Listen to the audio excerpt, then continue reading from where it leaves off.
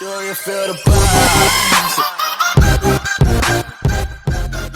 The EU has said that if we fail to reach an agreement to their satisfaction, they might very well refuse to list the UK's food and agricultural products for sale anywhere in the EU. And it gets even worse, Mr. Speaker, because under this protocol, that decision would create an instant and automatic prohibition on the transfer of our animal products from Great Britain to Northern Ireland.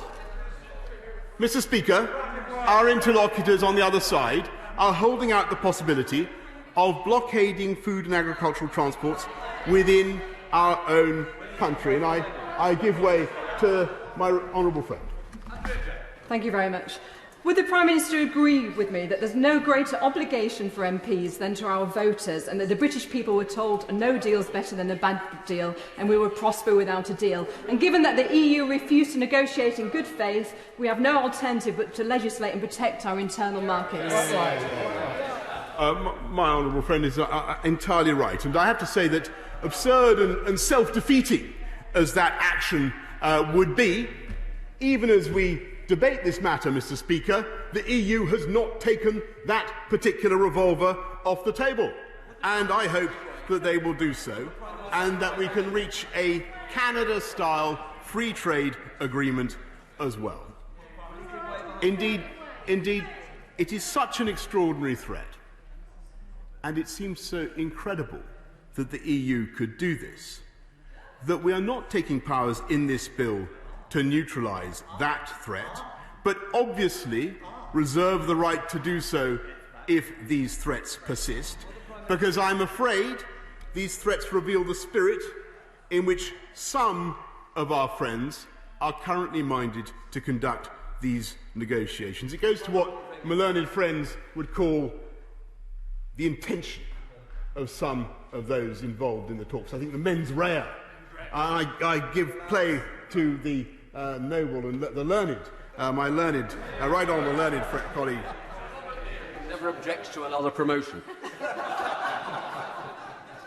I've listened carefully to what the Prime Minister said.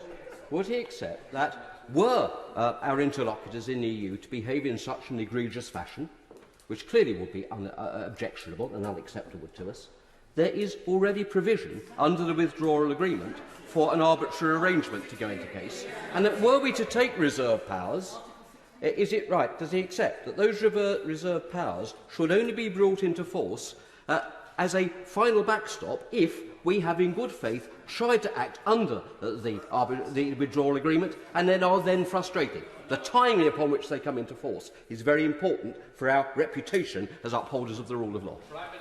Well, my honourable friend is absolutely right in what he says, and he knows a great deal about this matter. It is of great importance that we go through the legal procedures as we will. But I must say to him, as things stand, there are other avenues in addition to the potential blockade on agricultural goods that the EU could explore if they're determined. I'll come to his points in a minute.